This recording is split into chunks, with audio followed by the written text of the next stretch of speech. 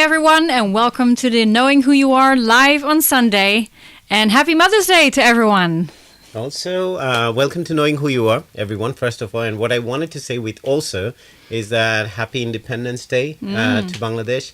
It was yesterday. Yeah. And many things have changed. We went back, was it? Yeah. We went back, we lost an hour. That's we lost all I an know. hour, yeah.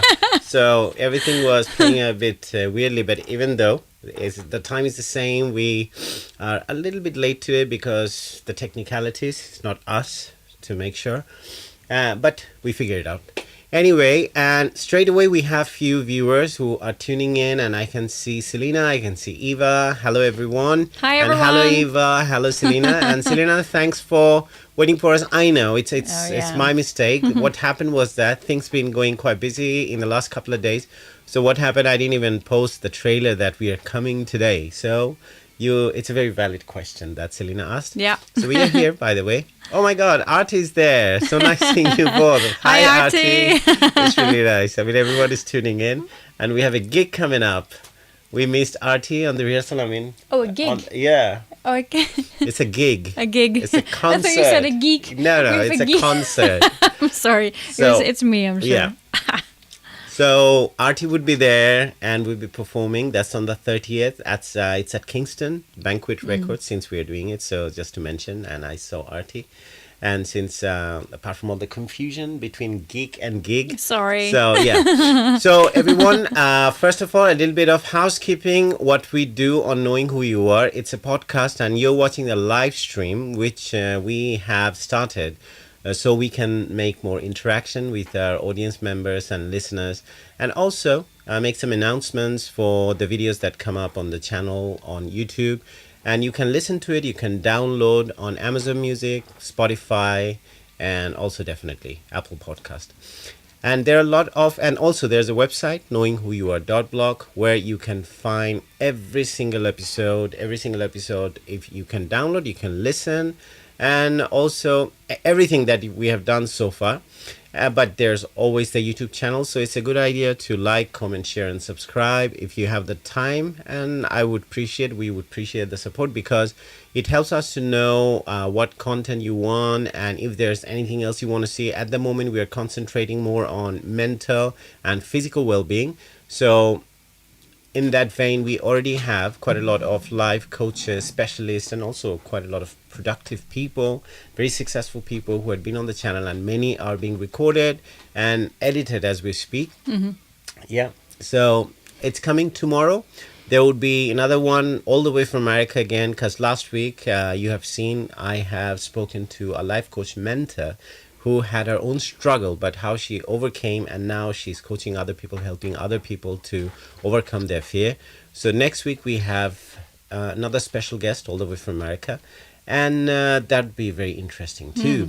So we have quite a lot of interesting we have some great comments. So what's happening this Sunday? Is it not sunny enough outside? What's happening? No, I think, I'm we'll see. happy. They're happy to be with us, which is very Exactly. nice. It's like you're in our living room having coffee with us this afternoon. So we have Nikat as well. Nikat, hi. Saira. Hey, Saira. Saira. Hello. It's been forever. And she's saying, oh my God, Esther, your hair, I love it. Thank you. This is how I normally look.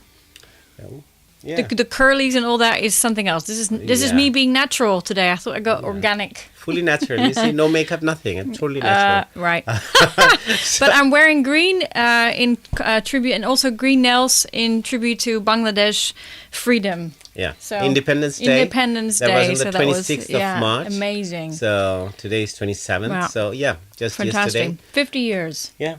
So that was the day, but it was declared today, the independence. I mean, it was on radio on 27th of March when they declared the independence.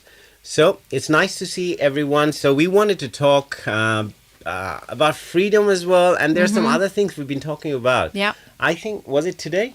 It was today. It was this morning at breakfast. We were this talking morning, about all sorts of breakfast, things. and also I think we were coming back from the gym. So yeah. we were walking, and Esther brought up a few things here and there, and I said, "How about we talk about these things?" I think it's really cool that you're saying we were walking back from the gym. He was actually at the gym, and I actually went shopping. But So we met up and then we walked back together. But I did do my workout afterwards, as I do every day. It came out, and I was thinking, okay, let's give her the credit. No, it's very nice. It's just, you know me, I can't, I'm an open book. It's I would true. just, I would just blush and not. The thing is that if you're not honest yourself, you can't be honest about other people as well. This is true. So there's no point we being here. Clean heart. Yeah, exactly. Doing knowing who you are and not telling the truth. But it was totally, I didn't mean to do it. It was totally unintentional. I know. It was true. We were walking out. back from the gym. I just picked you up from the gym. Exactly. So, yeah, we were talking about freedom. But since we are talking about this one, I would like to mention I had the opportunity of presenting or reciting another one of my poems at Rich Mix on the, what was the day? Oh, gosh. 24th. Was it 24th? I think it was last week. Last week. Last week. So on the 24th, I think, yeah. And Nikat can correct me. Totally, I just lost track. But it was on the Independence Day. We were supposed to have that last December, but for some reason it didn't happen. So I got to do that one this year. And I kind of recited, I had written a poetry based on that event, and I had recited that too. So I'd like to share that to open the day, first of all, or to open the show, the live stream. I'd like to share and hope everyone is interested to see what went on there. Let's see, do I have it here?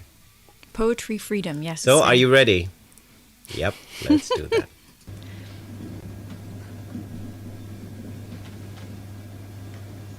Good evening, everyone. I know this even has been, first of all, it was supposed to be done in December 2021.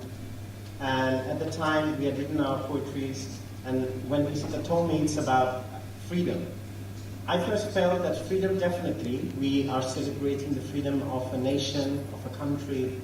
But it comes, first and foremost, from a very deeper sense of self-worth.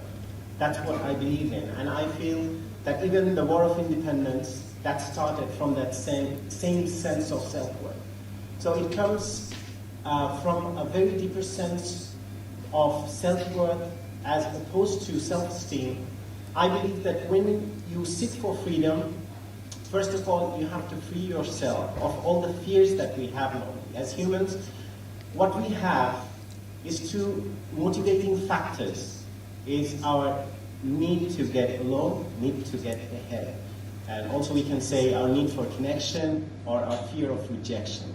So what happens? We are always afraid in our life that we'll be rejected by our peers, our community, because we have a primitive mind which says that if your community don't accept you, if you're out of the community, you won't have food, you will die, and the wild animals will kill you. But we live in a modern life, but we are still carrying this primitive brain with us. So this fear of failure, it keeps on stopping us, everything that we want to do in life, most of the time. Many of you here probably, you write poetry, you probably recite beautifully. More beautifully than I can do probably tonight on stage. But we keep on thinking, shall I do it? As a musician, sometimes I've seen many times, and even every time I come on stage, I feel this, my heartbeat, it gets faster. But I realize the thing is that most of the time in life, we end up not doing the things, so we carry this fear of uncertainty, fear of failure, and the moment we embrace it and we think about our self-worth, that's when the freedom comes. So from that sense, I've written this poetry as a reminder to myself and to everyone, what's stopping us? So it's called What's Stopping You? What's stopping you? Sometimes the world awaits your arrival while the journey has yet to meet you on the road. And you are somewhere, snoozing the alarm. The rubber has yet to hit the tarmac, though you are making your stops at every street. But that's all in your dreams, and in time, you will forge more. You say to yourself, it's all good, it's okay, because you're just busy collecting your thoughts. No time to exchange the absorbed glances, favorite smells of different dinners, familiar faces of unknown emotions, troubled and lost evenings of distant voices, and the dream continues. While the journey waits by the wayside for you, you tuck the duvet a little tighter under your feet while the reluctant frowns overtop the floral edges. The warmth of comfort, the ease of the known, outcomes repeated on a loop, and our love for chalked boundaries. But a gustly wind can make the lines blurry. Perhaps that's what we need sometimes.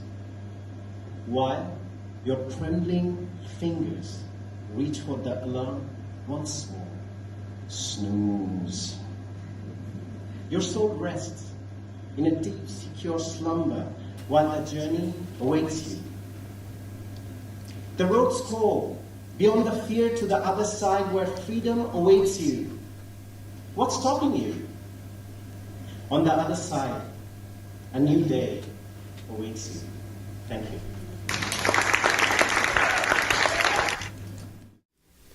Woohoo! Woohoo! Thank you. Woo! Sorry, I can't clap real So I thought with that we should set the mood. And also thanks to Nikat, first of all. She said it was on the 22nd. That's true. So yeah, I stand corrected. And as I said, okay, what happened? I didn't sleep again. I didn't sleep enough last night. I mean, I don't know what happens. I don't know how many people are suffering from the same kind of thing. Having a very happy life, everything is pretty good in my life. But the thing is, I would wake up at 4:30 in the morning. I don't know for what and who wakes me up. Because I wake up and I see that Esther is sleeping peacefully. When I wake up, I can't go back to sleep. And by the time I go back, it's again probably 5:30, 6 o'clock. And then I wake up by 7:30 or 8 at the most.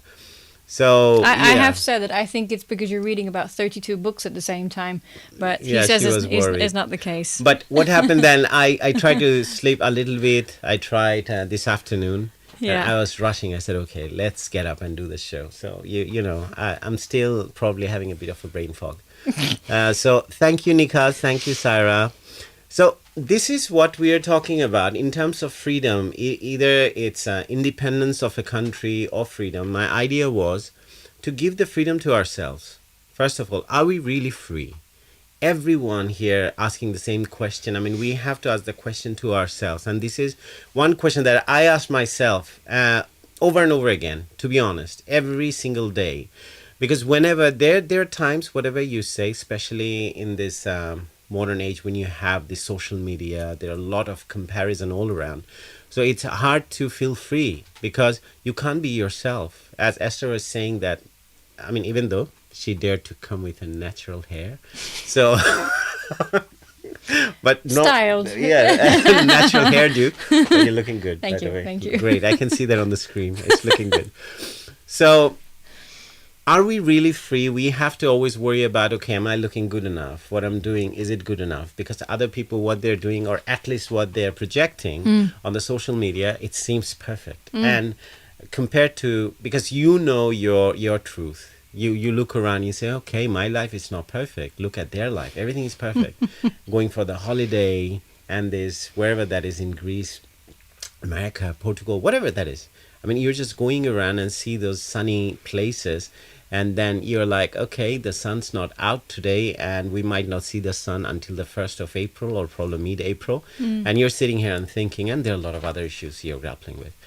So that's the idea. I felt that first and foremost, when you have the self-worth, what I mean by self-worth, and I mentioned one thing, as opposed to self-esteem, because self-esteem is normally a thing which we kind of gain when we have some kind of achievement. So you have a good job, or you have succeeded in probably in one of your exams, or at work, or you have probably won reward or some kind of award as well. Then that gives you some kind of self-esteem. But self-worth is the thing that you're born with. It's your right, and you just occupy a space. That's your self-worth. So that's what I was thinking, and I wanted to talk about. Another thing is negativity and how and what it makes me feel whenever, I mean, this is the conversation we are having when we are coming back from the gym. I was coming back from the gym. Esther picked me up to clarify again.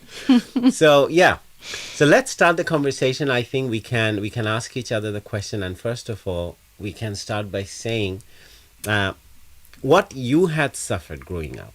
Because we all had been through it. Sometimes we realize at some point, I had been through my own struggle. Probably you have too. Esther, definitely you have been through your own struggle in life, where you weren't free actually, because you thought, I have to do something what my parents want. I have to do something what the society wants. And I have to do something what other people are doing, as opposed to what you want to do. So if you see that you're kind of not freedom, you have sacrificed your own freedom just to make, the other people happy, and also to keep yourself at par with the rest of the society members, whoever they are. Because as I was mentioning in that video clip you had seen, that there was a thing that we have this primitive brain which tells that, okay, you need to stay with your community until and unless you do that, there's no guarantee for food.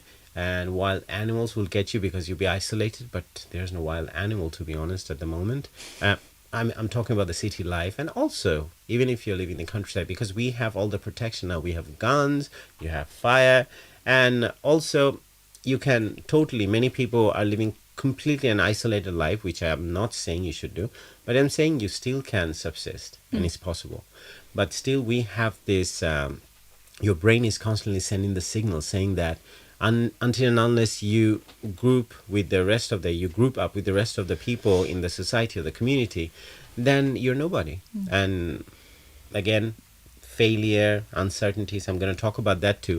But to start with Esther, what was your experience from your memory, if you can share with us, when you felt that you sacrificed your freedom? Now, sitting here now, you look back and you're like, oh my God, what was I thinking?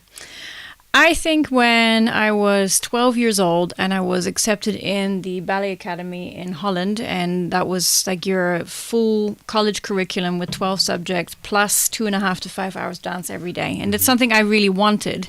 I had worked towards, I'd been a dancer since I was 4. So it was, of course, that was, when I was accepted, it was a fantastic thing. And very soon I realized that because, to be an ideal dancer, you have to be small. You have to be small and you have to be very thin. And that's totally fine. Except while I was thin, I was definitely not small. So I had to get extremely tight diets. I got up every day at 5 o'clock in the morning. It was to get the train to another city to be there. And from the age of 12, I was basically away from home. 12 hours a day from my family, and it was completely fine, because in the beginning it was like, this is the goal, and then suddenly after a year and a half or so, it suddenly became a struggle. It was like, I have no choice but to get up early. I have no choice but to do 5 hours dance a day, and I can't eat the pie that my mom just ate and blah blah blah. But what I realized afterwards, that all those freedoms I felt had been taken away from me, even though I very consciously at the very beginning had decided, well, this was the path that I was going to choose. Yeah. It was my choice. And I find every time in my life where I found my freedom's being taken away, or I don't have the freedom to do that, it is because I at some point agreed to either this line of work or this kind of career or whatever else. And when you just go back to the point where, well, that was the path that you chose, and you can just unchoose it and decide, well, no, actually not doing this anymore. Yeah, I mean, you love dancing, but it doesn't mean that sometimes there's a difference between that, and we feel that that's my passion and I found it. Exactly. But not necessarily all the time. Just because someone loves doing something, it doesn't mean that that's their passion. They have to follow. I have to say, it was my passion, and if I had the physique to do it, I would have become a professional dancer. But the recognition came, I don't have the physique. There's nothing wrong with me. There's nothing wrong with my courage. There's nothing wrong with my resolve. It's just physically not going to work. It's like when you have a guy who's got one leg who wants to be a bicyclist. Okay, nowadays you've got the Paralympics. They've made it possible. Yeah. But you can't be a dancer if you don't have that physique. Yeah. And and I made peace with that. And the moment I made peace with that, I stopped feeling a failure, which is actually really interesting, because that obviously follows from making that No, decision. I mean, I feel that too, because sometimes we don't have the time to think about, and especially every time I talk about that we have to make our decisions in life, what you want to be. I want to be a doctor, engineer, lawyer, whatever. Yeah. But at a very early age, when you have any idea what you really want and what it feels like to be to be in those professions. Yeah. But before I continue, There's a funny message from Syra. So earlier on, you said that you got I up at keep 4 on in the waking morning, up at keep on 4, waking up, 4:30 and in the Syra morning. is saying it's the universe telling you to exercise at 4 a.m. Just like your cousin Tosif. I think he starts at 5 a.m. I mean, I Maybe you would have guys done should- it, to be honest. I think I can, because my gym is 24/7. Oh God! That's a good idea. Why not? Thanks, Because Syra. every day Really. when I wake up, I feel like, okay, what should I do? I should go to the studio and sit down and start doing some reading I have a until great idea. I get tired. You can do that. You can go to the gym, and when you come back by about 8 o'clock, you make breakfast. So I wake up with coffee next to me and a full breakfast. I think it's fabulous. Nice. Yeah. So the chef gets up at 4 o'clock, get the kitchen ready and everything propped up. Clang, clang, clang. Yeah, okay. Yeah, I'll make sure I'll wake you up too. Oh, God. As my assistant. No, that's a good point. So in my case, I think growing up, everyone can imagine. Say, for example, do you have that phase when you want to do your hair in a certain way, you dress in a certain way? And No. in our case, we grew up in the 80s. There's no social media, no internet, thank No. God. But still, we were watching movies, and Yeah. I had so many iterations of my hairdo. Like, I would have long hair. I never had like long hair, but the front, I got bitten by my teacher. Literally no. caned. Oh, That's no. what happens in Bangladesh, by the way, if you no. didn't know. Freedom. So literally, yeah, freedom. They just grabbed me Oh, by the front of no. my hair and just shook my head. And it was an important exam as well. So what happened, I used to put a lot of gel in my hair and just always try to slick back. But on that day, I forgot. I was in a rush and I just shampooed my hair, unfortunately. So I wore a cap, and the teacher was thinking probably he's copying. So he might have notes hidden inside. But I was trying to hide my hair. And it was a very strict school, collegiate school in Chittagong. So he asked me to take my hat off. I took that, and straight away my hair fell off and covered my face. And oh my God, he called 3-4 teachers as well. He said, come on, see this specimen we have in the classroom. And he grabbed me and he shook my and he said, okay, next time if you want to come for the exam. And it was basically a final exam for 10th grade, which is a GCSE now. So I had to go through that. I didn't cut my hair, by the way. I maintained. So I showed up for the board exam with a skull cap. So they're like, okay, very religious guy.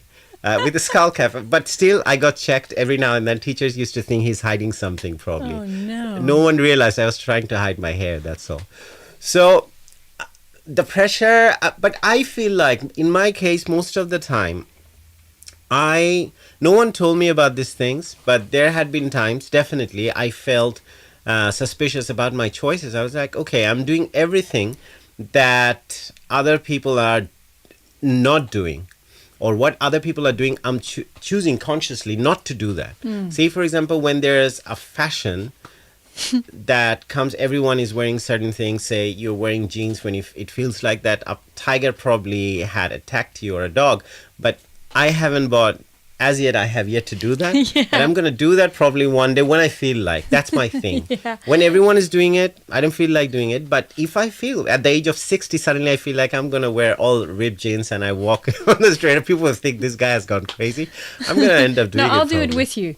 We're going to be a bunch of old fogies with ripped jeans. Yeah. And we're going to say, back in 2022, this was fashion and we're still young. So Selena says, have you ever done reading while at the gym?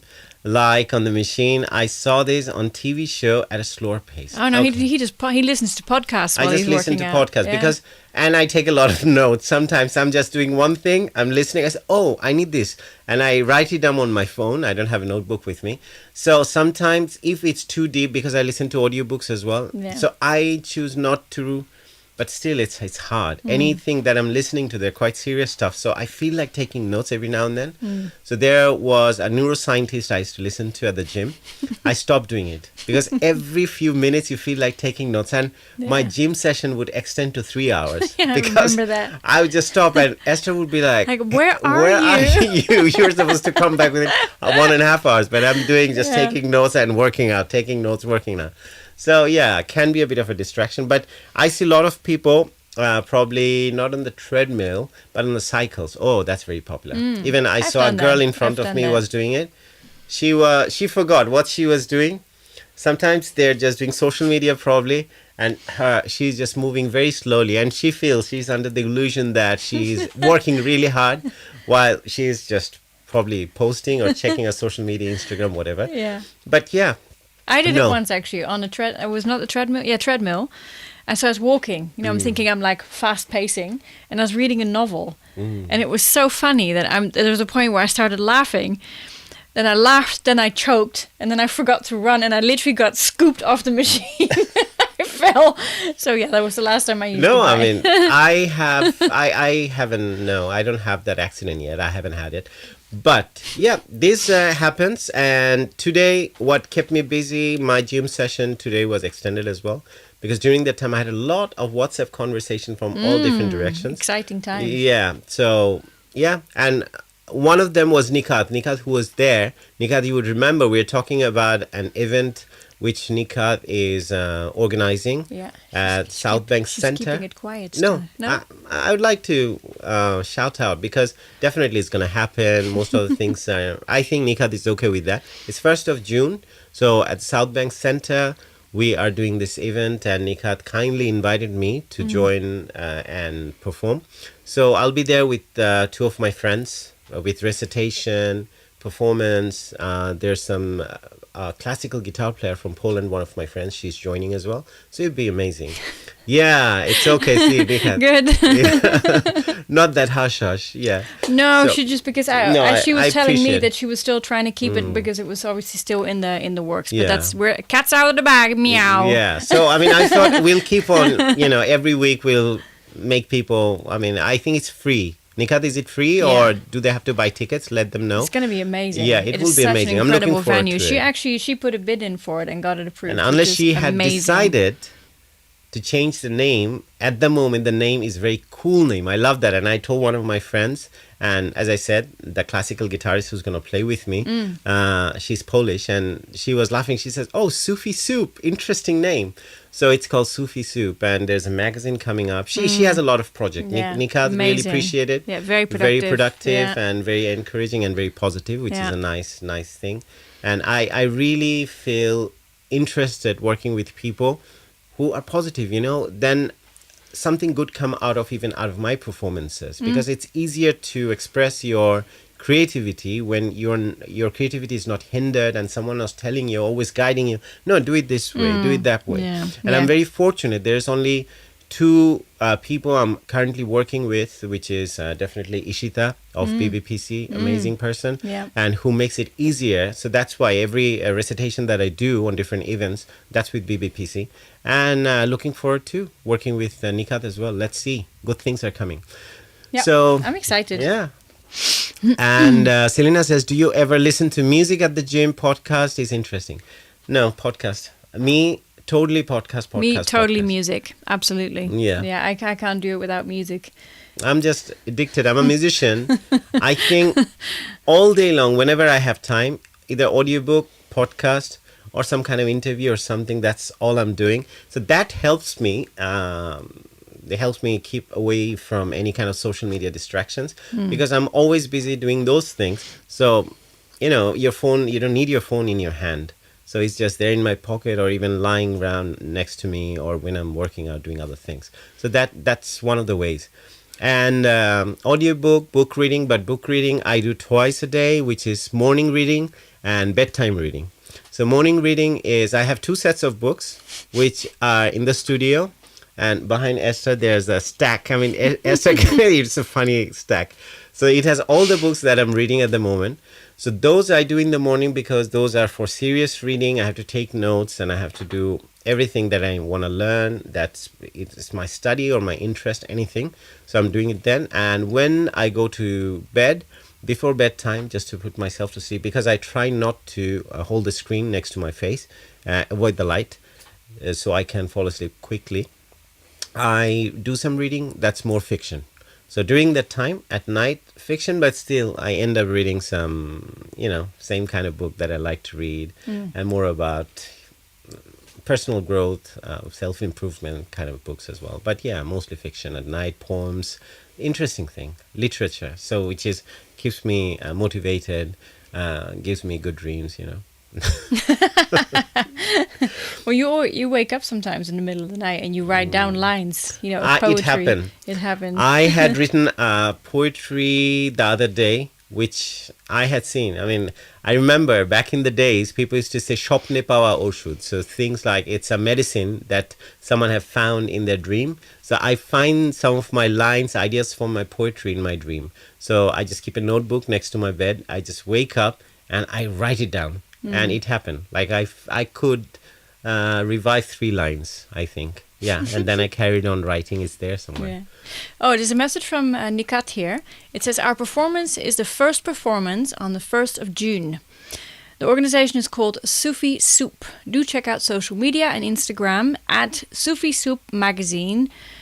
I thought I'd use this opportunity to plug the event too. Absolutely. Exactly. That's what I'm doing too. Thank you for highlighting this, Ershad, and thank you for remembering our conversation, Esther. It's now confirmed. So excited. Okay, good. Great. I feel good. So yeah, we are looking forward to it, and that's really nice. That's what I was saying that today. So Nikat, when you were talking to me, I was at the gym basically.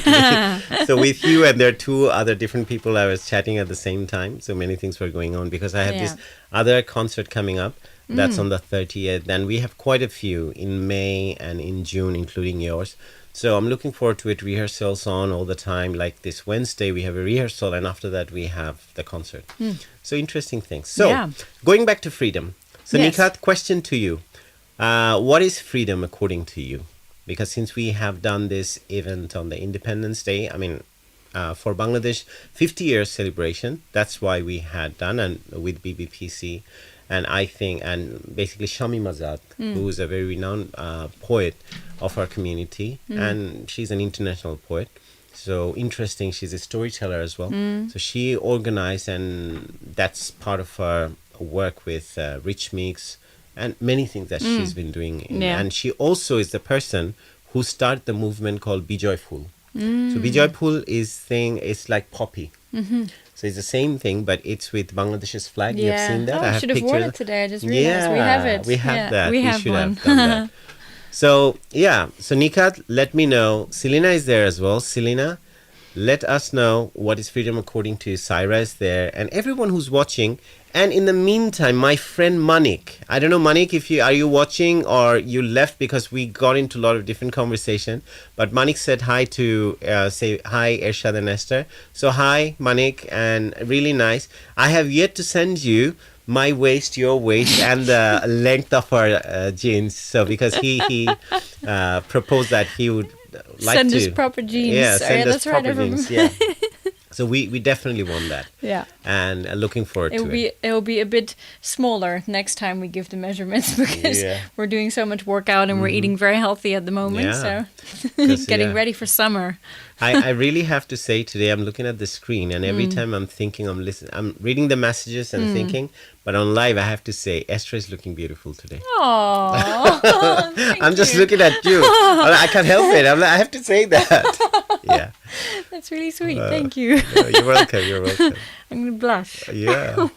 No, I mean, that's freedom, right? Yes. So why hold back? Freedom to express. That's freedom of expression. Like you feel like saying this and there's no harm in it. That's my partner. So I feel like telling that she's looking beautiful. And why do I have to think, what people might think on a live show, they can't talk like that and things like that. I don't believe in these things. Because when you have this one shot at life, you have to live life without harming anyone, so long you're not harming anyone. Yeah. So that's when negativity comes, and I'm going to talk about this. Then I think it's okay to live in your own terms. And I respect people who are doing it. And I'm happy that so far in my life, I've been doing it. Many people had said many things. Like, aren't you doing this? You're supposed to do that. And I didn't follow that. I did whatever I felt like, and I'm happy so far, so good. Yeah, you've done pretty good. Yeah, and so coming back to freedom, I'm waiting for those definitions or the ideas or what the meaning of freedom for our viewers and our listeners. In the meantime, I'd like to mention that the phone number is there. Anyone who'd like to give us a call. Yeah. If you're in England, Yeah. easy, 07308192908. If you are anywhere apart from England, where you can use the WhatsApp, and it's 0044730819290. Pretty easy. So give us a call and let your voice heard, because it's very important, freedom of expression, because I see a lot of celebration of independence all around the country. But it's at the same time very important to be able to express themselves as human being, whether it's a differing voice or whether you are part of the, current movement in the country. It doesn't matter. Every human being, they have their own voice, and you are supposed to have the freedom to express yourself. So long it's guaranteed, I feel that freedom is achieved to a certain extent. And also there's another talk I had listened to, who probably is coming very soon to the podcast, Dr. Selim Jahan, who was the speaker. Oh, amazing my God. person. He was I so much respect amazing. for him. Gosh. And knowledgeable person. So Yeah. he mentioned something about growth and freedom as well on that day. Yeah. And really, it resonated with me, because this is what I think about. I mean, in Bangladesh, we hear every time Bangladesh is the emerging tiger. Bangladesh is growing so much. But every time I go back, I'm like, okay, I see a lot of infrastructure development, and a lot of people are wearing the same kind of clothes you see in the West. Some people have, they're enjoying everything. They don't need to come to England. They're even better off staying in Bangladesh. They have the amazing houses, Yeah. which here, if you have to do that, you have to be a billionaire. Yeah. But they do it there in Bangladesh. Yeah, they build their own. But main Yeah. problem, what he was mentioning, that, okay, 50 years of independence and freedom, and the growth is happening, but when the growth is not, the wealth is not distributed properly, and the growth is not distributed among all the different classes of people, then where's the growth? It's just, and the gap is widening between three classes. And that's true, it's always been there in Bangladesh, the upper class, middle class, and the lower class. And also, interesting point, which really moved me when I heard about this analysis, that when you have three different kinds of services, three different kinds of educational system as well. So you have, for upper class, you have English medium, middle class, you have public school, Bengali medium, and for the lower class, you have most of the time it's religious institutions. And also he talked about services. I mean, that's true. I have seen it myself. Like, I've seen hospitals are there. They're hospitals, people who can afford, I mean, who are rich, they can even fly outside the country. But even the hospitals with this better facilities, you have to have the money to go and even spend. Like in 3 days, for my father, what we had paid, I know. Oh my God. And then Yeah. for the middle class, you have, Yeah. and for the lower class, people are probably lying in the corridor of the medicals. Well, we public- saw them. Yeah. We saw them at the university hospital when we were there, and it wasn't just, the entrance wasn't just an entrance. It was covered with people that were dying and needed help. And because there's doctors and nurses in training, they give the service for free. But again, there's But it another was- part of the country you see. It's totally, you're like, oh my God, am I living in America or in Yeah, England? it's true, and it really is. It's even amazing. even Amazing. more amazing than that. Yeah. You have everything that you need. Yeah. You don't even need to leave the country. Yeah. You just enjoy everything. Yeah. It was. So anyway, it was that's amazing. a different topic altogether. I don't want It to bring is. up politics, but It was a since- wonderful experience just to end on a high. Yeah. It was one of the most amazing, life-changing, eye-opening trips I ever had. And most importantly, it actually got me to see everywhere where you grew up, everywhere where you had all your stories, and it was like your whole childhood came to life. And I cried so much when we left. So I know I've said this 1,000 times, but it was beautiful. And I honestly, if it wasn't so far away, and if certain economical and government structures weren't the way they were, I would happily live there. Absolutely. Nikhil has a very interesting comment. Oh, yeah? Oh, she says, freedom to me is being able to speak my mind and standing with my beliefs. Often as we go through life, we continuously encounter barriers which stop... Oi, I lost it 1 second. Sorry, we're just going to find it here. Freedom is overcoming the barriers and staying true to oneself. It's not easy, and it's a cycle that we have to encounter repeatedly. Freedom is the strength to keep going against adversity. Absolutely. It is a human right to be able to do so, isn't it?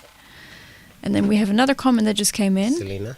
If you could help me with that. Yeah. Thank you.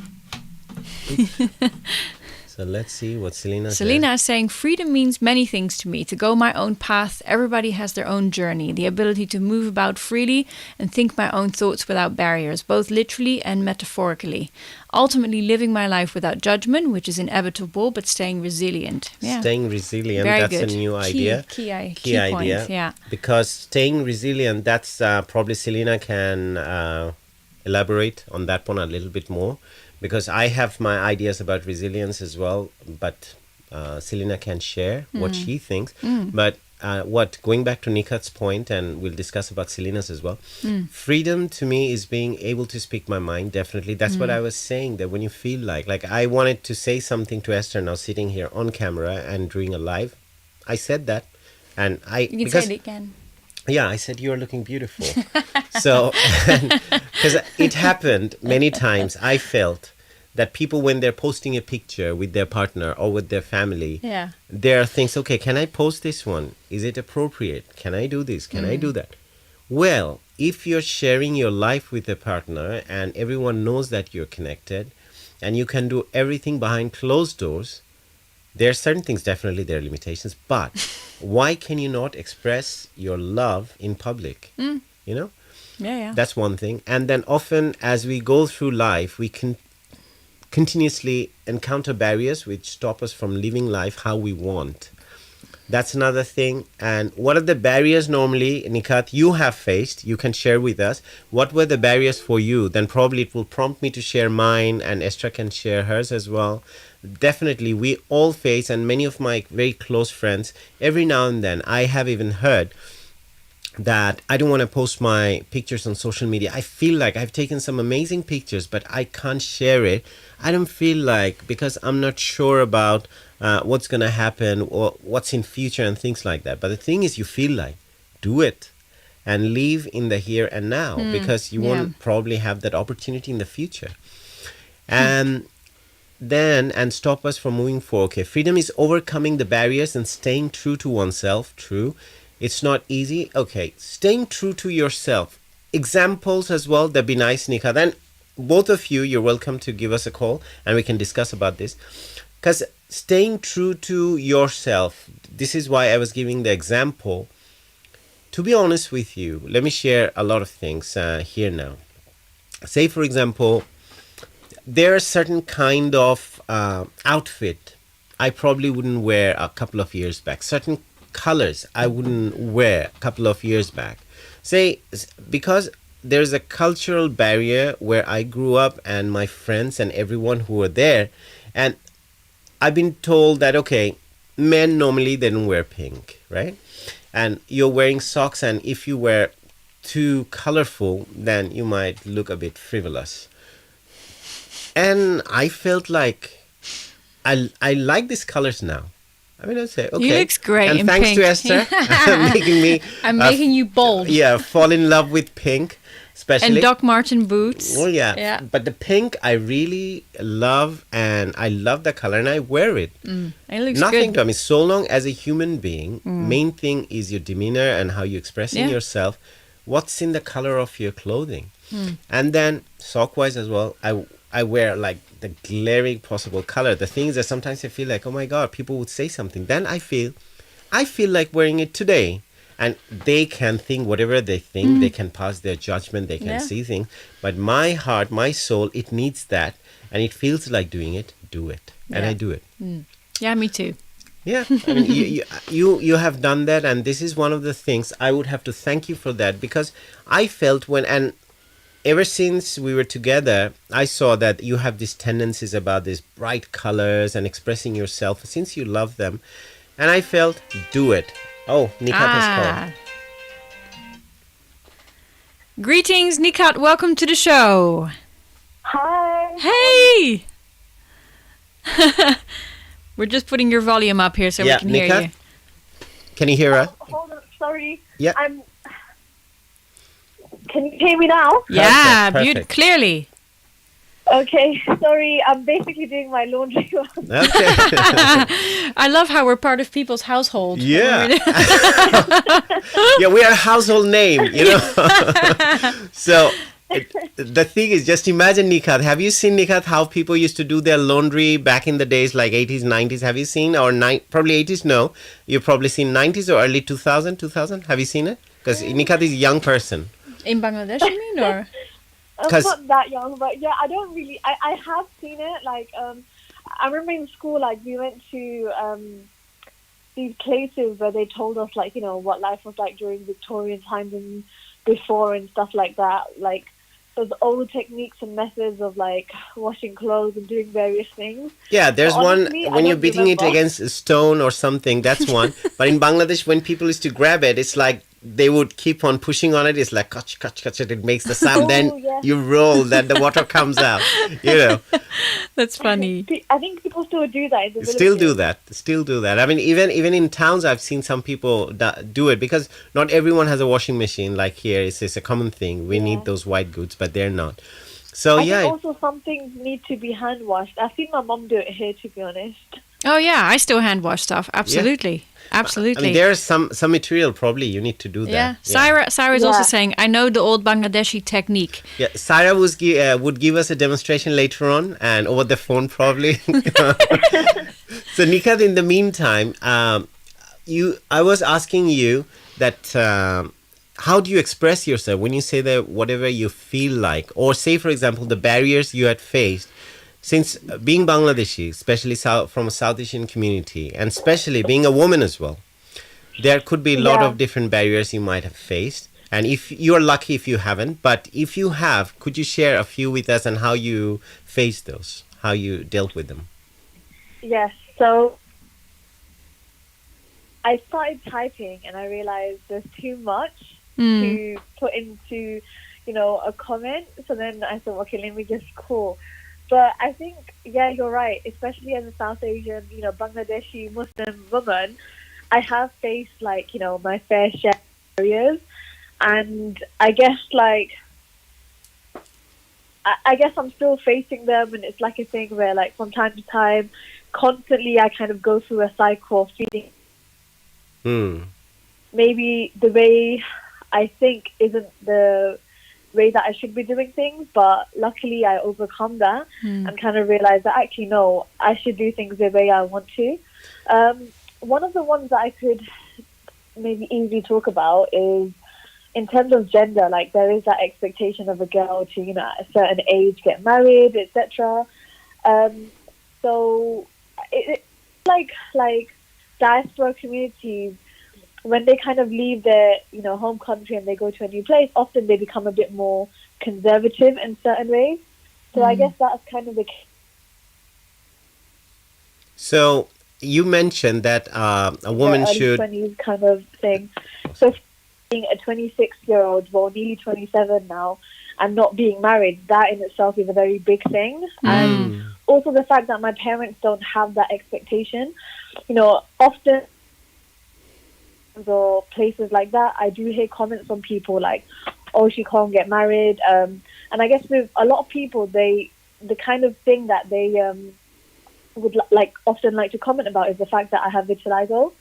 So I guess that's another kind of barrier as well, like kind of overcoming that. I guess now I'm very like content with how things are, and I'm very proud of myself. But, you know, kind of going through certain things as a child, it is quite difficult. And I guess, you know, it took me a while, but now I do have that sense of freedom to kind of be free in my own skin and kind of with my own life and everything.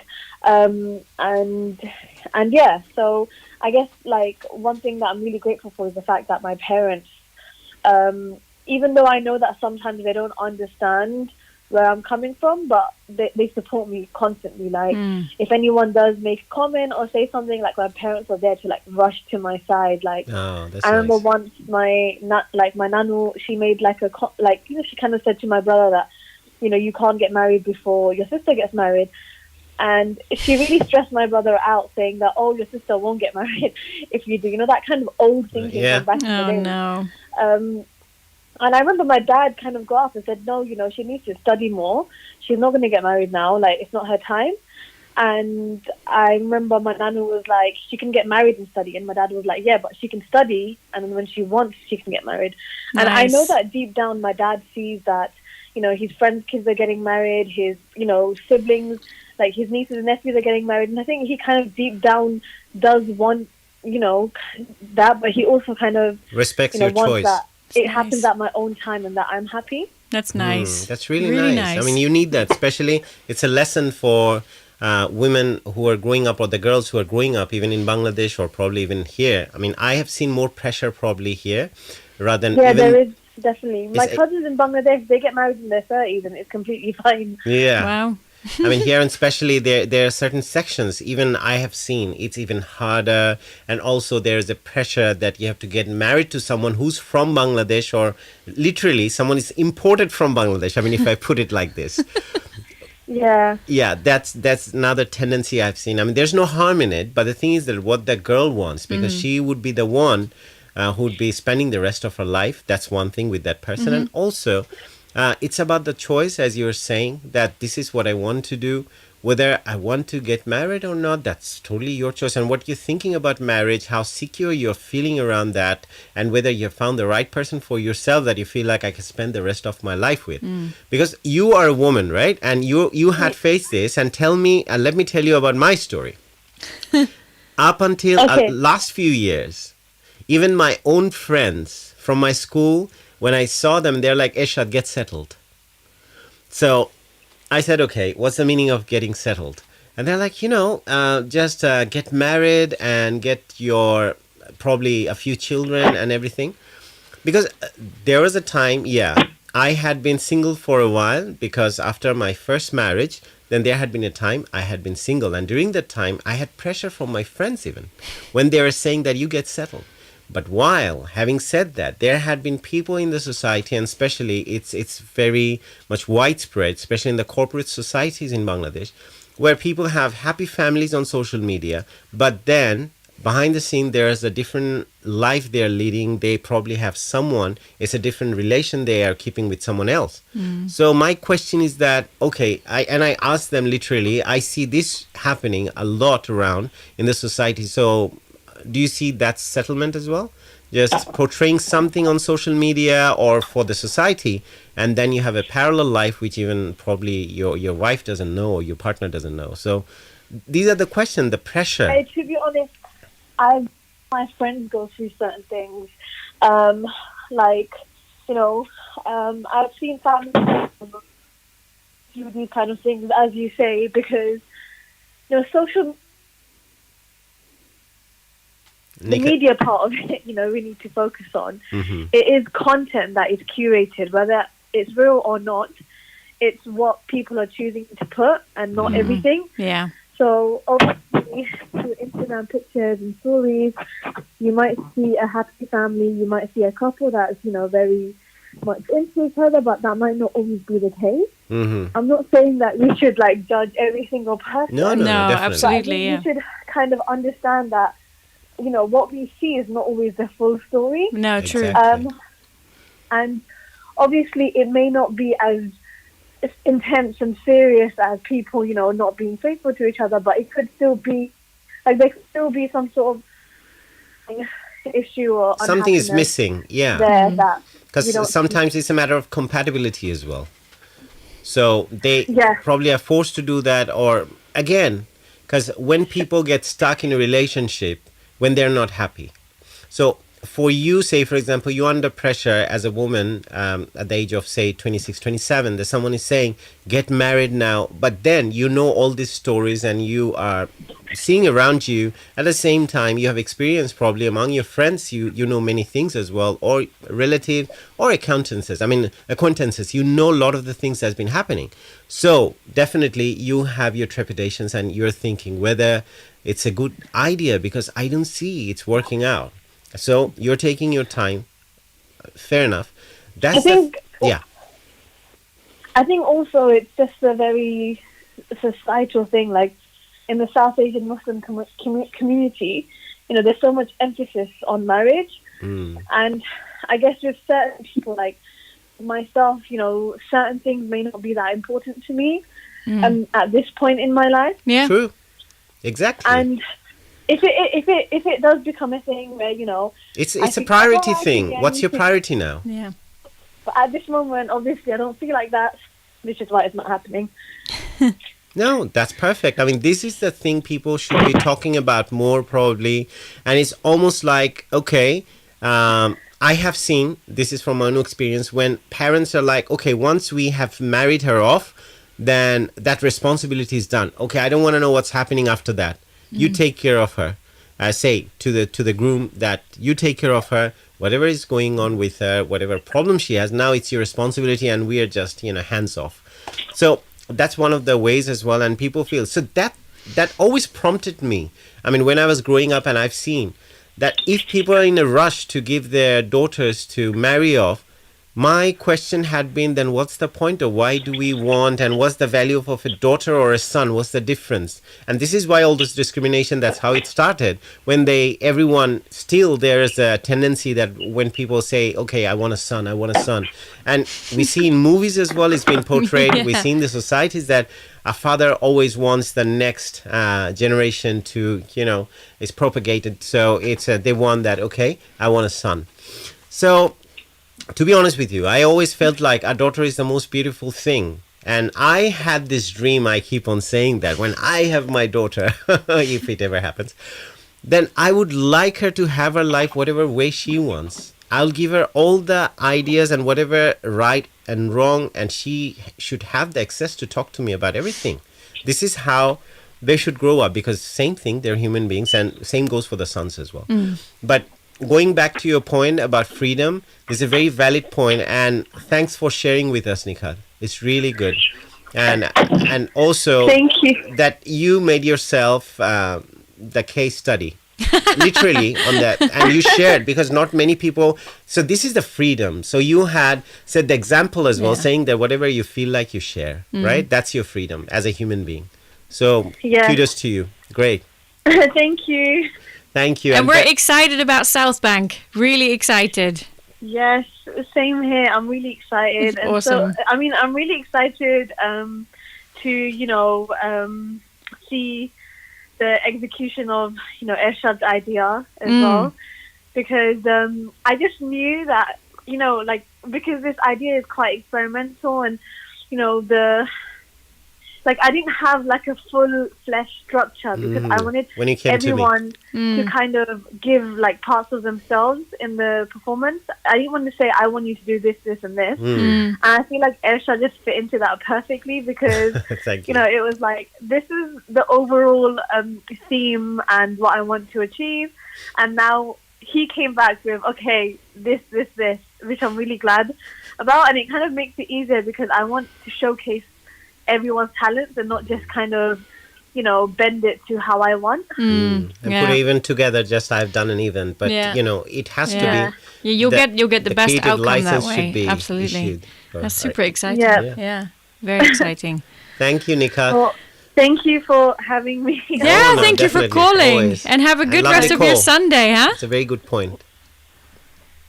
Oh, All right. all right then. All Bye-bye. right, bye. Bye. It's a Inspirational. very inspirational, and very good inspirational. point, Yeah. and such a bold voice, and Yeah. she could speak, I think, on behalf of most of the women in the society. Many people wouldn't talk about it, Yeah. and she had done that. And Syra said, going back to the comments, and she said, no, I think because I said if she can, Oh, she's going to demonstrate the washing. demonstrate the washing. It's like, I can do that. Yeah. Yeah. Oh, God. Yeah. Yeah, and Selena said the same thing. She also experienced the hand washing. And it's true. When we were in Bangladesh, we did the same thing, actually. It was hand Yeah, washing, at some everything. point And it we worked. had to. And the thing is, you hang it out on the balcony, and it was dry in an hour because it was so hot. That's amazing. It was I mean, actually how faster than doing it with the washing clothes, machine. Yeah, they get dry. The tumble dry. You don't need Yeah, any. yeah, because I had all the kurtas that had to be hand washed because Yeah. I didn't want to put them in a machine. So So Selena say it's like the conception of females as burden in a patriarchal society. Yeah. yeah, very true. So that's very true, and things are changing in many places because women are more empowered, and especially they're in different work environments, and they're in the workforce as well. Yeah. Still, if you look around, there are still certain industries and certain profession I haven't seen. Say, for example, I had classmates when I was doing my electronic engineering, my master's in Queen Mary. Then I had a lot of classmates, say, from America, from Spain, from France, who are women, and they're studying electronic engineering. They're doing math, they're doing physics, and some are coming in the audio industry. So that's very inspiring to see. So things are changing. It's not the same.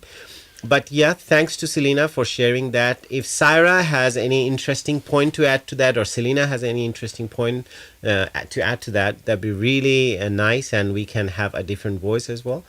But Shifat also just started watching. Hi, Shifat. Yeah, Good to have Shifat, you. Good to have you, and thanks for watching and always your constant support. Yeah, she's good. Because Shifat gets back to us saying that, okay, Bhaiya or Esther, that we haven't been able to see that. She calls you Bhabhi, right? Yeah, that's really very sweet. Very sweet. Also, Shifat is saying, I have been so lucky in me and my sister's life since a tender age. My dad always told us we need to be independent and not rely on a man and be self-sufficient. How beautiful. Very nice. Yeah, that's very lucky indeed. Because when you are free, and then the love you give to that person, say your husband, your partner, it has nothing attached to it. Or, especially I'm saying that because when someone is dependent on someone, you don't really know where the love comes from. Because I've seen even in the societies back in the, say, our generation previously, say my parents' generation, and even before them, the same problems were there. It's not the first time that we are seeing it suddenly in the modern age. It's coming out more, but people had those discord, and people stayed in their marriage. And sometimes we cite an example saying that, oh, they were so happy they stayed in their marriage until they died. But the thing is, they had the problems, same problems as we are facing. Probably it's a bit too much now, or we see that more. There are a lot of distractions all around. You know, it's very accessible to get distracted by all different kinds of places since you're this virtual life you have. But they still have the problems, but they carried on. Sometimes they felt the independence, the financial independence women didn't have. So they were dependent on their husbands. So sometimes they felt, if I leave this person, how am I going to fend for myself? So they stayed, notwithstanding that sometimes they're happy or not, we don't know. We can't say that. Yeah. So it's really, if you paint it with, broad stroke, I feel that it's not right. So the problems were the same, but since women are empowered now, sometimes we end up saying, we hear in the society, oh, she's working now, there's no need for them to be educated to that level. It's not very important, because that's what causes the problem in the family, because they don't end up looking after the kids. So my question is, if anyone is posing that question to the wife and saying that she shouldn't be educated, she shouldn't go or join the workforce, because who's going to look after the children? What's the duty of the father then? I mean, it's not about, bringing the child in the world, then it's the mother's duty. I mean, if you equally share it, the responsibilities, then it's easier. It's all about just earning a living. And if both are doing it, say, for example, if they are working part-time during that time, both of them, and they, take the shifts, different shifts, and how today's my day, I'll be at home, I'll look after the children, so you go to work. They can always do that. But most of the time, there's also this toxic masculinity. This is another thing. Because when you're a man, you're not supposed to do certain things. This toxic masculinity, say, for example, you're not supposed to express your feelings. Oh, in say, that way. Even when I said that you're not supposed to wear pink. Yeah. Say, for example. Yeah. Not every man would do that. Yeah. Some men would think, oh, no, it's women's colors. And then you're not supposed to shed tears. You shouldn't have tears in your eyes. You shouldn't cry. Because I remember when I was growing up, my mom told me once that. All respect to my mom, especially it's Mother's Day as well. But it's a thing. People used to think like that I used to say something happened to me. I'm always very emotional.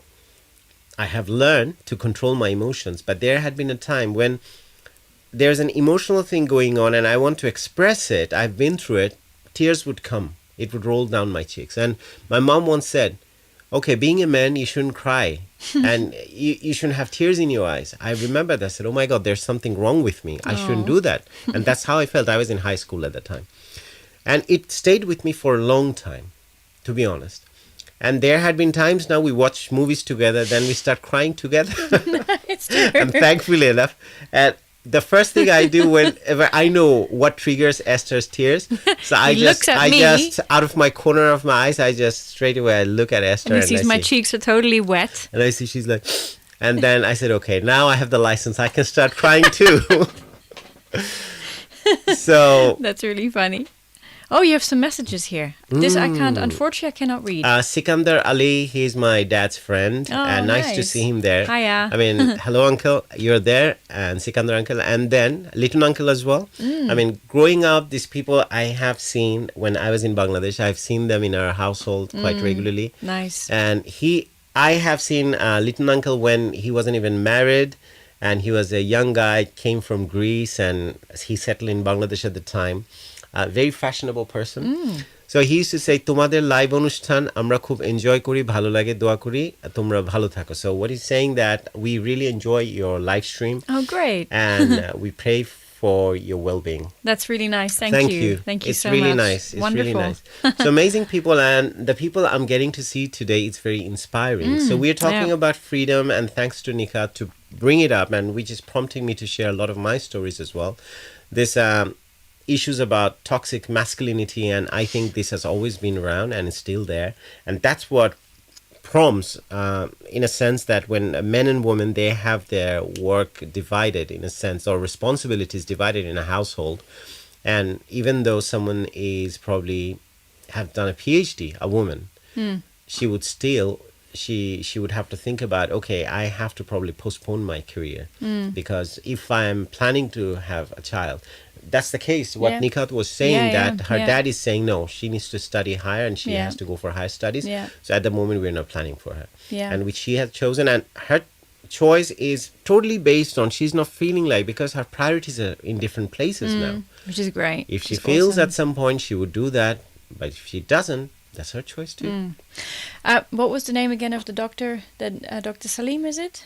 Dr. Salim Jahan. Yeah, Dr. Salim Jahan. I think one thing that was really, really interesting and poignant to this point that he made on the 22nd. Someone... he'll be on the podcast, by the way. Yeah, he had committed to me. He said, yes. Ershad, I'll come to knowing who you are. Amazing. So I'll be doing an interview with him. So the point that he made was, it is your right, or let's say people have all sorts of identities. You have the identity. He gave himself as an example. Let's say I use myself as an example. So I have the identity of a female, of a European, white-skinned artist. You name it, and I have the right to be what I feel I should be. But that doesn't give me the license to think that I am better than someone else. And I think that was the most groundbreaking, monumental, fundamental, because it's true. And that's because he's like, someone is Muslim, someone is a Hindu. It's like there's nothing wrong with that. But until the day that they both don't consider themselves superior to another, and I don't say that using this either way, because I have no personal experience with this, but that is personal freedom. You can be who you want to be. Like this wonderful gentleman called Simon who works at the Rich Mix.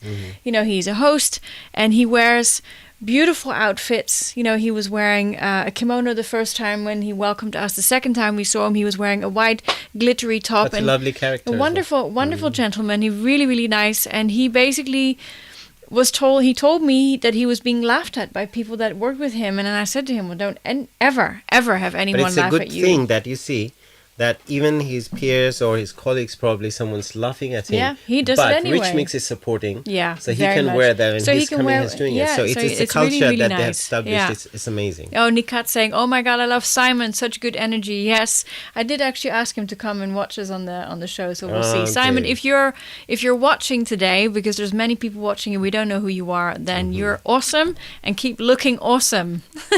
No, that's very true. And your point, what you had mentioned, that feeling superior to someone just because what you're doing in life, what your choices have been. So sometimes I have seen this. I think it is still very much predominant. Say, for example, there are a lot of amazing poets in Bangladesh and even here, and people, we can't even match their intellect and the world they have inside them, the universe they have, and the thoughtfulness. Probably that poet is earning a living but just by writing poetry, being in publishing or something. He hadn't chosen to be a doctor, engineer, businessman, whatever that is, whatever gets you more money. And there's no doubt that there are certain professions that will get you more money. You can earn more money. You have a better living. But if you are content with whatever choice you have made in life, I don't think there's no comparison. That's one of the things. And there are three C's, what I feel the sources of all our problems and also give us a lot of trouble is one is when you compare, when you criticize, and when you complain. Yeah. It's true because Yeah. you see the negativity aspect of things I'm saying that there are many times in our lives you face an issue, you see that, okay, first of all, the problem starts within. When you open Instagram, TikTok or whatever, especially Instagram now, all those, curated images and the curated perfection that we are talking about. And you were reading a book, was it Elizabeth Day? Oh, philosophy. Yeah, philosophy. She mentioned that we are comparing our inside with the projected outside of people. So they're not sharing their inside. So it's not equal comparison. Yeah. So you are comparing your inside but with someone's outside. If you compare your inside with someone inside, then you'll find the same thing. And we make a point in our household that we do not do these things. We don't compare, we don't criticize. I mean, it's really one of those things where we just don't. And what was the third one? And complain. And complain, we definitely... Because when you complain, because everything I learn in my life, and probably at some point in my life, I've done those things myself. So comparing, we can't help it sometimes, because when the whole society, your family members, your friends and everyone's saying, Ershad, you're supposed to be a barrister, you didn't choose that, and what made you not to be a barrister? Even some of my senior students from my university, they asked me the same question at some point. I said, no, I don't feel like practicing. I'll do something else and I can do better things. And I felt that I have other areas that I can have more contribution, and which I'm doing. I'm so happy that I have been allowed to do that. So comparison, that's toxic. Anytime we see people and we see what my friend is doing, what my neighbor is doing, and we start comparing ourselves, comparing us to them, and we feel that, okay, we're not good enough because they have done something better. And criticizing is another thing. Say, for example, when you are in a situation, I always give an example of being in traffic. Probably I'm driving on the road and someone just cut across and came in front of me straight away, and I feel like there are two choices. I can swear, I can tell him off and say something, make a bad comment, or I can think on his behalf rather than criticizing his situation, what his position. Some people definitely do drive really badly on the road, but there could be an emergency. But this is how I calm myself down, and I learn when I'm not letting this negativity inside me brew, that I'm saying, oh, look at this driver, then you use some rude words or you swear at them, then you give those information in your mind. Then your mind is processing them, and that's what it's getting mixed in your being.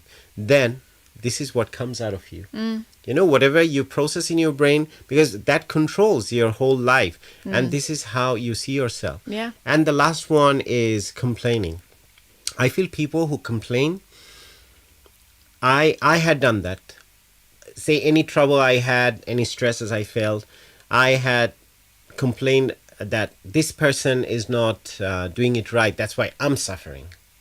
But I didn't say where I am wrong, what I am doing wrong. I learned it in a hard way in my life, and I realized, oh my God, and I feel sorry that I complained so much, saying that you are to blame and you have done this wrong or done this right, and that's why this is happening to me.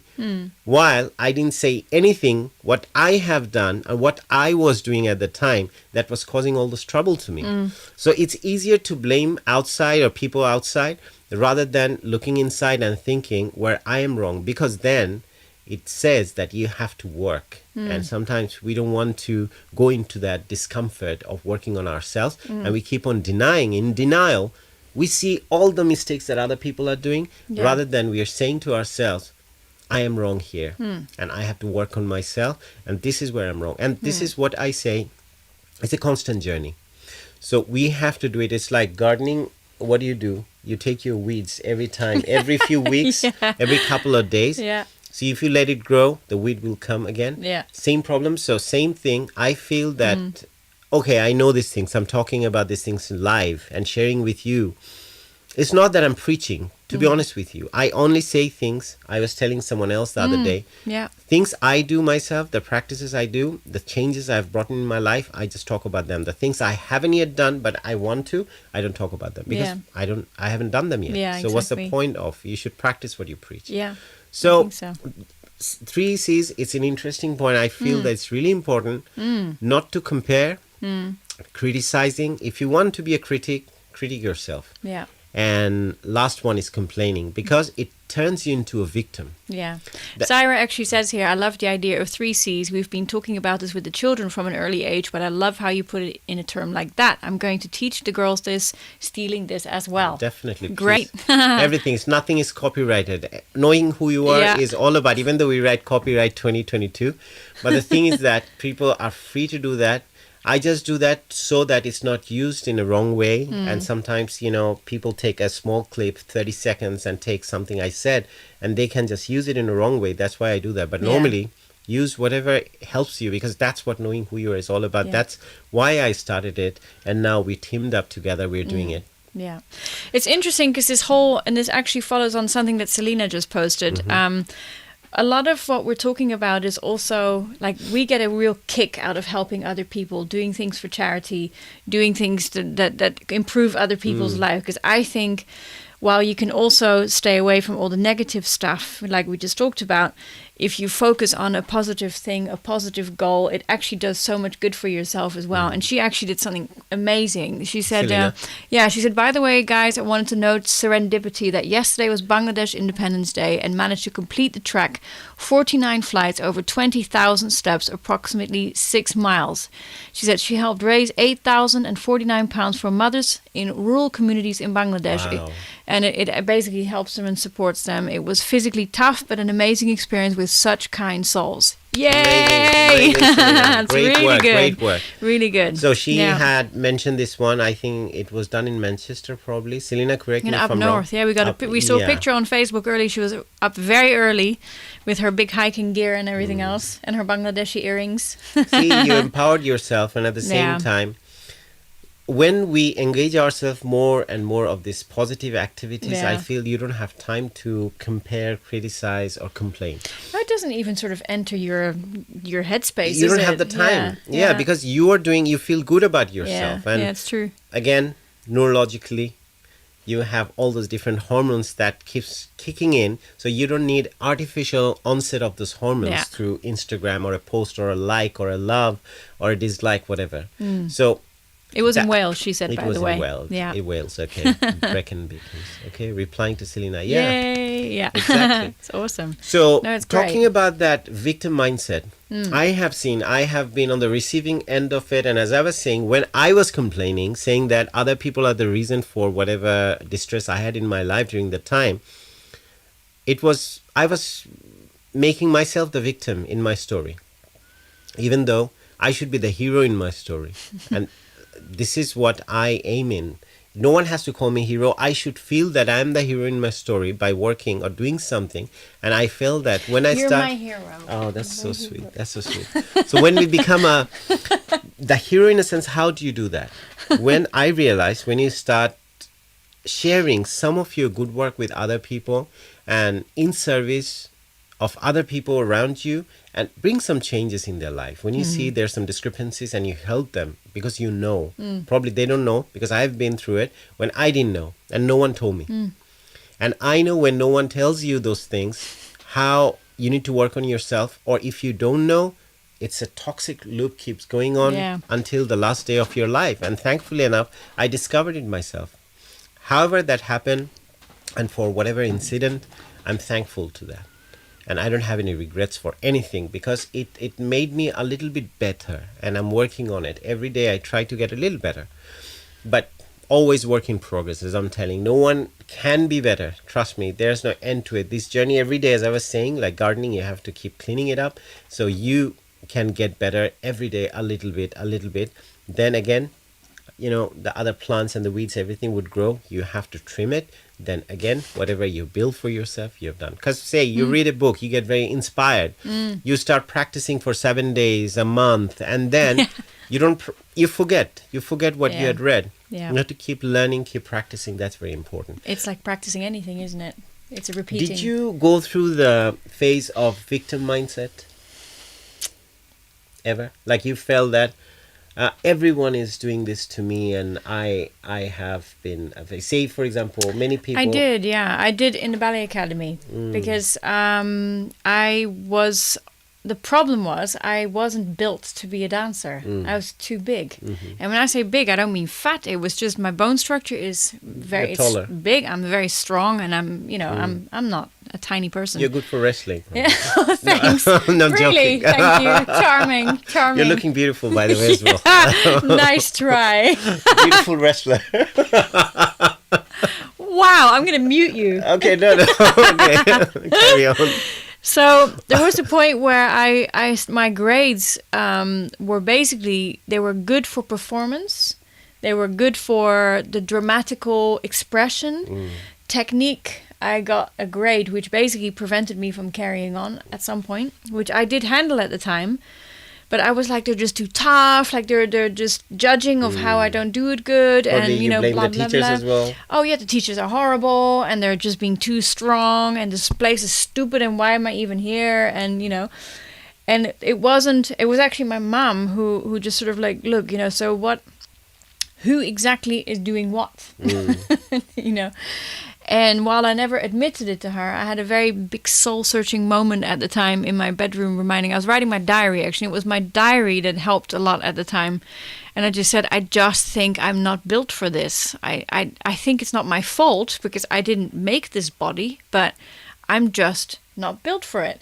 And if I was You didn't that end size... up blaming God, though. No. Okay. God. Okay. You're asking a serious question. No, sorry. Stop it. Okay. This is how comfortable we are. It's Yeah. literally like someone's in our living slapping room. me live. Yeah. Go on. So that was it basically. No. And I think from quite a young age, because my parents were very supportive in everything we did, but there was never it was always good if something bad happened. They always went to the root of the problem. And and sometimes very gently, very nice. And one thing I remember, I was crying once. I had failed some exam of some kind, and I was crying and crying and crying. And my mom said, "Okay, stop 1 second. The crying is not actually gonna make it go away. The crying will only actually make you feel more crap. So you're very welcome to keep going, but it's actually, you know, you're going to solve this when you're in a good state of mind. So you're going to solve this when you step out of the situation, you look at, okay, what happened, and analytically look good. Yes, this is what happened. And I've always remembered whenever I cry about anything, unless it's like Dangal and we're watching a Bangladeshi movie or something and I'm blah, you know. But if I'm crying over a problem or a loss or something, I always think, I can hear my mom saying, crying isn't going to make you feel any better. You know? just will kind of weaken yourself, and Yeah. you turn yourself the victim. Yeah. Okay, everything bad happens to me. Exactly. So- Yeah, and I find even when I have a huge upset with someone else, which hasn't often happened, it's very rare. But when it's happened, I'll never look at, oh my God, this guy. Like I just go, guy, get it? It's always a guy. Ooh. Okay. I can look back and Secrets go, coming. like, I did something to create this upset with this person. Because this amazing line from this book I was reading the other day, where it just says, look, or it was a podcast or something, where it's, you are the main character in your story. So if things keep happening to you that are wrong, then the common denominator is you. Unless it happens with the same person constantly over and Exactly. over. But anyway, that's if it's sort of happening my... over and over, that's a very good point, that common denominator, because every time people are changing. Yeah. But so do there's we. one thing that's constant. Well, that's you. That's yourself. Yeah. But you Or- can change too. Yeah. Hopefully always But for the better. when but- it keeps on happening the same way, Yeah. then at some point you have to start questioning. And I feel the practice should be, and which I have been doing, trust me, it's a well tried and tested way of doing things. Anything that happens, we as humans, I'm saying that you're not a saint, neither am I. So when things happen, I feel upset sometimes. I get angry inside and I feel like, okay, but I give myself 30 seconds or a minute. And then I tell myself, come on, calm down, and try to look inside. Why are you behaving like this? Or why are you feeling? I tend to have gained control over myself Yeah, when I you're don't very straight good. away Very behave good at that. anything. But I feel probably inside. And I don't show it. Then I sit down with myself and just think that, okay, why am I feeling like this? What's happening here? How can I respond to it in a different way? Okay, that's the reason why I'm feeling like this. I'm a little upset.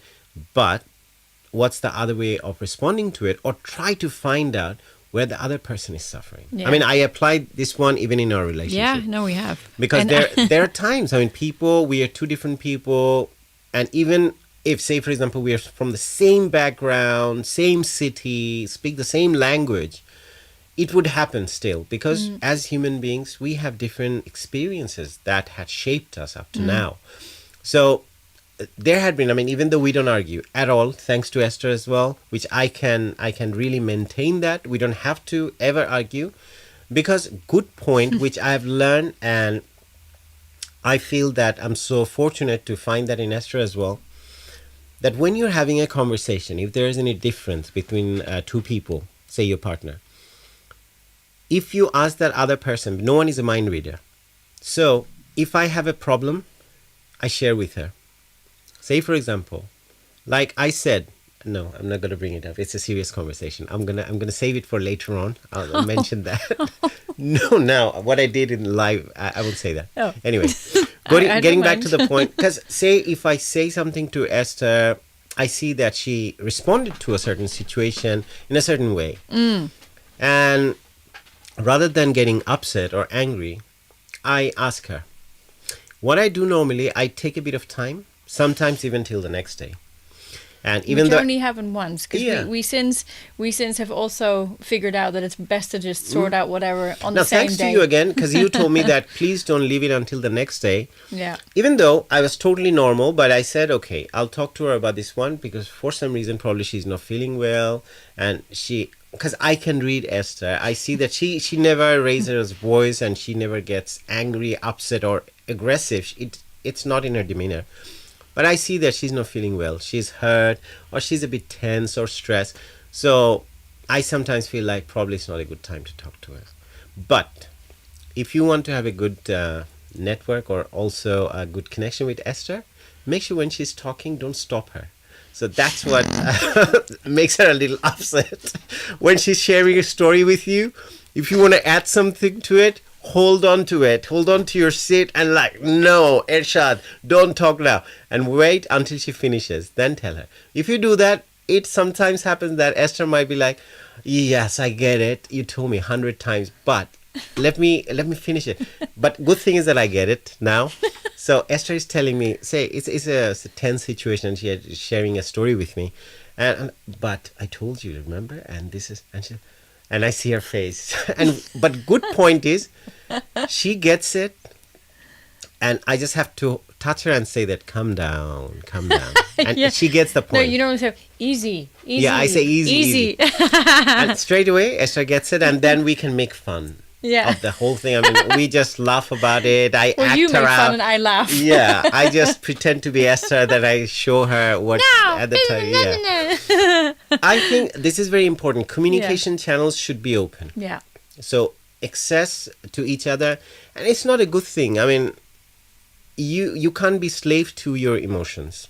So you're feeling certain thing, and people are like, yeah, I mean, I do raise my voice, I argue a little bit, but later on I make up and I say sorry, and I do my point is, when you feel like that, you're supposed to, it's a natural thing, you can't avoid it. It's a physiological thing. It will happen in your body, but your choice is the response. take yourself, separate yourself from the situation. Stay and watch yourself from a distance and ask yourself, why am I feeling like this? How can I help the other person? Where he or she is suffering from, what he or she is suffering from, or where at what point they're in that conversation, and how can I help them? That's one. So anyway, that's my take on the whole thing and what I feel like and how it helps us. Just shared with you. Because I get a lot of compliment. Esther gets a lot of compliment. We both together get a lot of compliment when people are saying that we really love your dynamic.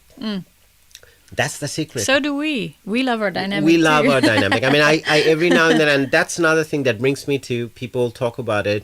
And I think everyone knows this one because these are talked about things now. Gratitude. Even though we know we don't practice, to be honest, many people don't do it, but we do. And I do it even during the workout session at the gym. I go through something happens, say during the day. It could be work, it could be some opportunity, it could be during a performance, but mostly every time I recount things that has happened between me and Esther, I'm working out and I'm like, wow, that was so nice. And I have that in my life. I'm so grateful to have that. So what do you do when you do that? It's again a scientific thing. So you don't have to wait for a like or love to have those dopamine rush or those hormones that we love, crave so much that makes us feel better. When you're grateful about a good thing in your life, whatever that is, you have that same feeling. And again, it's a positive loop. You're starting in your brain. And throughout the day, it lifts your spirit up. Say there are other things that are not going right in your life.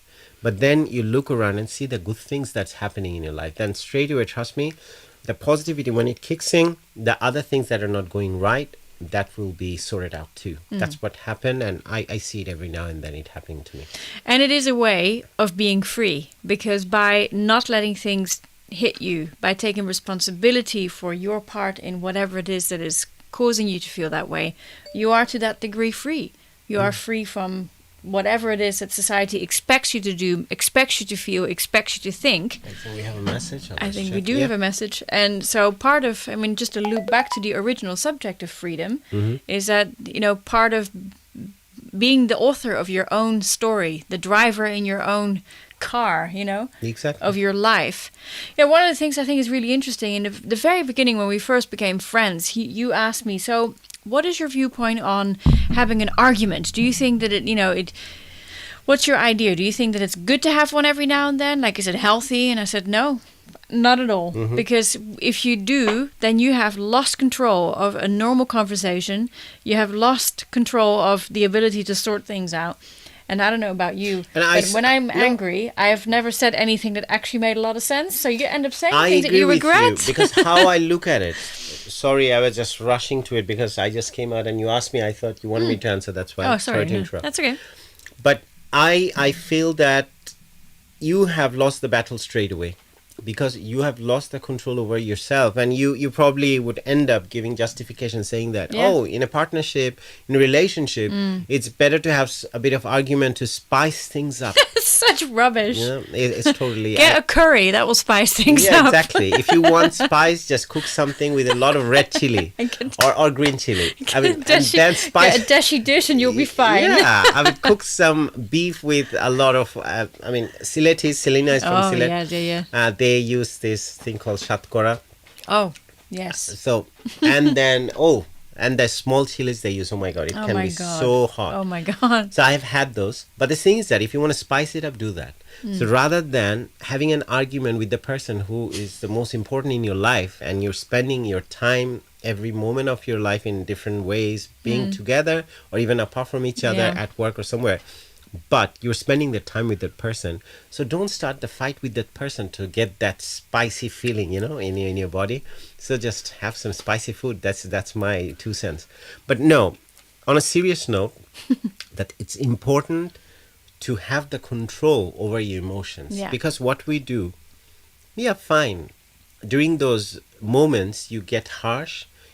I'm not talking about only relationships. Even with other people, in your communication. You send something in a text, you say something over a phone call, or even in person, you're talking to that person, you end up saying something.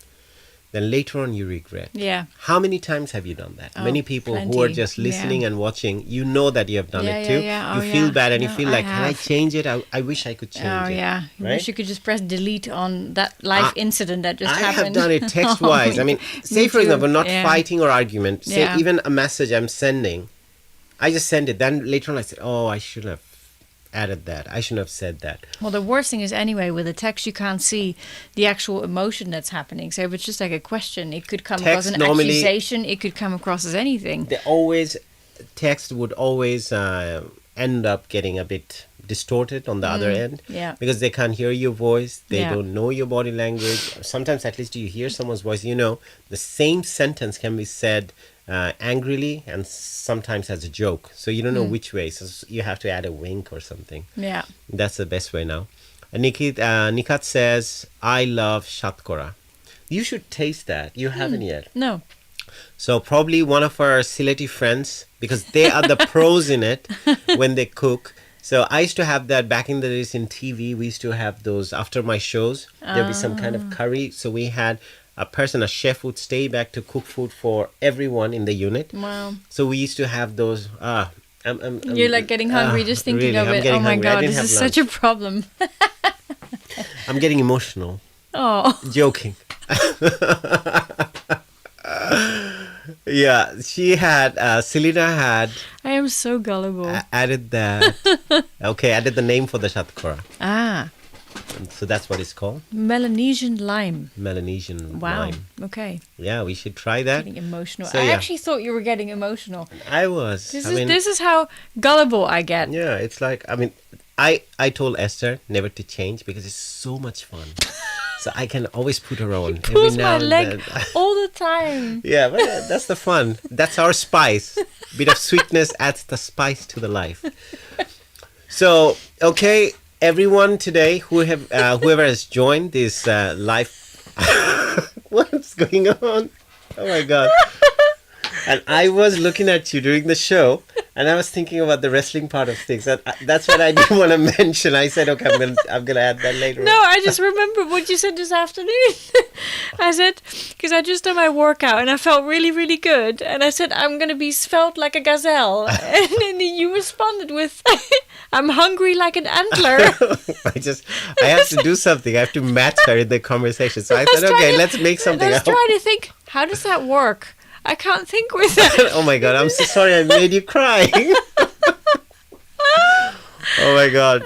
Selena says the Bangladeshi lime, the green one, can make anyone emotional too. That fragrance is, terrible. That's true. Anyway, yeah, so he's always joking with me. You made Esther cry. No, you You did. Okay. This is not crying, this is No, I laughing. know. This is It's laughter. It's a happy tears. Oh, God, yeah. Okay. On that note. On that happy note. On that happy note, yeah. You're hungry as an antler. Yeah. I'm gonna really. We're gonna have a nice big dinner I've decided today from this point onwards we shouldn't talk about food on the show, because especially when I'm hungry and didn't have lunch. And then I'll our sleep entire listening contingency, they start having, because they're mostly probably ladies who can cook really well. They start throwing out all these recipes and everything, which is Nika amazing. would straight away finish her laundry. She used to start cooking something. Selena, most of the time she calls us when she's in the middle of her lunch or dinner. Yeah. And Sarah is in the kitchen sometimes. She's called when chopping. she's cooking. Yeah.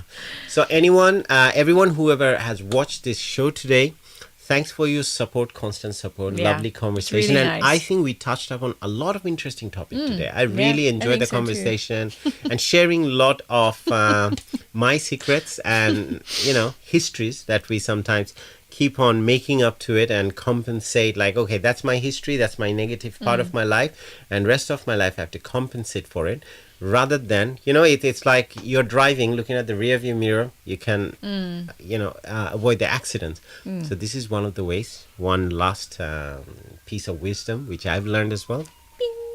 It's not a good habit to look back and saying what you have been through, what's your history, and what life has given you, many negative things, many unpleasant experiences. But going forward, you need to look forward rather than always looking back. Yeah. So always look into the possibilities that you have ahead.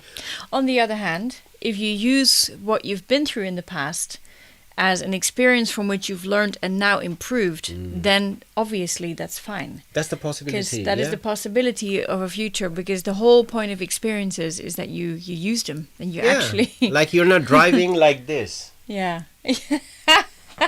And Unless you're reversing into a parking space. you end up... That's the only time you're allowed to do that. But you're going backwards then. Yeah. But when you're going forward, don't drive it like this, because No. then you end up having an accident which would harm you and other people. Yeah. The Yeah. same thing in life. Yeah. That same analogy, if you use that, you'll end up harming other people in Yeah. your life. Very So, true. Guys, I think it's time for me to grab some food. So I had my Thanks. intermittent fasting, no lunch for me, so dinner straight away. And people who are joining now, I see Mahbub Mia, Miri Kawal. Nice. Thank you. He's a singer. Oh, great. Amazing singer from Fantastic. Pakistan. Yeah. Wonderful. Thank you for joining. And Selena says, finally, I'll read her message. Oh, I'm resting. I was knackered yesterday, sitting for 5 hours to and fro with no leg space. Oh, I'm was sure. painful. Yeah, I'm sure. that's Yeah. Well, hard. well done for the achievement, because what you Great did work, actually Selena. helped Great women job. in Keep doing Bangladesh. it. So that's awesome. Yeah. Awesome. So guys, remember the 3 C's we talked about, which Syra would implement and everyone should, which I do C. every day. So C. on that note, please like, comment, share, and subscribe. Knowing Who You Are on WhatsApp. You can download on. I'm ignoring her now. Sorry, because I was trying to do 3 C's, but I only have 2 hands. she's interrupting my train of thought. So also Apple Podcasts, you can download, Spotify, Amazon Music, you can listen to it. A new episode are being added when I'm interviewing people all around the world. I have done a new interview. I'm gonna plug this one now. Yeah. This person, she is in America, in Indiana, and she had struggled with her weight. She was 254 pounds. She not only reduced her chances of diabetes, she lost the weight, and she is a fitness trainer. She has done MBA. She had done 2 masters basically and an MBA. Then she had got her certification as a fitness trainer. And now she's helping other people, and she has shared her story with me and how she's helping other people and Yeah. her experience. So anyone who has similar struggle, they can listen to their podcast, so which is coming out very shortly. So you'll get to hear that very soon. So on that happy note, everyone, I hope you had a great Sunday so far with us, and And we had definitely great... did. And I really wanted to thank you for all the input, for all the different suggestions, the different comments, and also for the call today, which is really nice. And while we want to wish everyone else a good rest of Mother's Day, Rest of Mother's and to Day. our own mothers as well. Happy Mother's Day, Mama. Happy Mother's Day, Ammu, Yeah. and your mama too, definitely. yeah, absolutely. So on that note, everyone, happy Mother's Day, and also happy Independence Day, which happened yesterday. Yeah. So Happy have a life. great- happy life, yeah, and enjoy your life. No negativity. CCC.